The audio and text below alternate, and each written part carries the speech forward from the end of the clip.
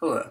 Most people have a goal in mind that requires some type of schooling, whether it's getting a new job, pursuing a different career, or just trying to obtain a different degree. These different goals require you to take classes and buy textbooks. And if you've paid attention to the cost of textbooks lately, you would notice that by no means are textbooks cheap. Today I'm going to talk to you about a couple different options of buying textbooks and how these costs add up, and over time you're going to be paying a lot either way. Comparing the different options, buying a new textbook, that's the first option. This is by far the most expensive option. The average cost for buying a new textbook is about $197. This option guarantees that you will receive all access codes and no pages will be missing in the book, pretty much. Hopefully, since it's a new book. Second option would be buying a used textbook. With this option, it's still decently pretty expensive. The average cost for this is about $120, and this option does not guarantee that you will receive access codes or the pages will be missing, that the book won't be ripped up or anything. But companies will usually give you a full refund or send you another book. But with this option, you can expect delays in receiving another textbook if you run into issues with it, and this will set you back with your classes. Next would be renting a textbook. This is similar to the previous option.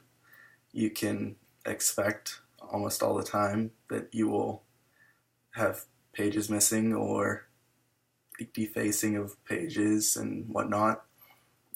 This is probably the cheapest option, but there's no guarantee on anything. And you definitely will not receive access codes most likely. Lastly, downloading an e-textbook, such as Kindle or something of that sort. This option is decently priced at above or around an average price of $100 per textbook. With this option, you are guaranteed all of the pages since it is a download.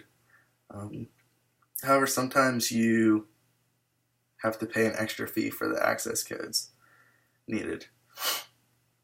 Also, sometimes you have issues with a device, such as just maybe you need to upgrade it or something when you're doing something last minute, procrastination, as college students love to do. And sometimes your device ends up dying, just flat out dying. You need to go purchase a new one. This could run into an issue if you don't have money. Next topic I want to talk to you about is kind of getting screwed over. Sometimes you will read a syllabus and it states that you are required to use the book during the course. However, you end up not needing the book. So you spent $120 on a book that you didn't use. So where's that money go? It's gone. You don't get refunded it. It's tough luck for you. Other times you will read a syllabus and it says that the book is optional. So you think, hey, I'll opt out of buying this book because I just spent $500 on my other 3 classes' books, so I'm not going to buy this one since it's optional. In this case, you get to, let's say, the 9th week of the semester, and you find out that the assignment due this week is actually questions on page 284. So that means you do need the book. Therefore, you can't get this assignment done and you end up taking a 0. So these are just a few ways that students end up getting screwed over when it comes to taking a class and not buying a book when needed, or buying a book and it's not needed. Some data supporting this issue that textbooks should be free are, according to universitybusiness.com, the average college student now spends about $12,000 per year on course materials. There's also been an 800% rise in textbook costs over the past 30 years.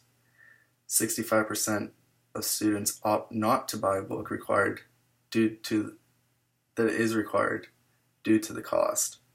4.3 billion total earnings on higher education course materials from 1,200 publishers surveyed. Over the duration of this speech, I've stated some great points on how free textbooks should be free, or textbooks should be free for all types of students. These price cuts could help students pay for other costly things such as housing, student loans, or tuition. Also helping students who opt out of buying books because they cannot afford them. All in all, I believe if we speak up, we can make a difference. Thank you.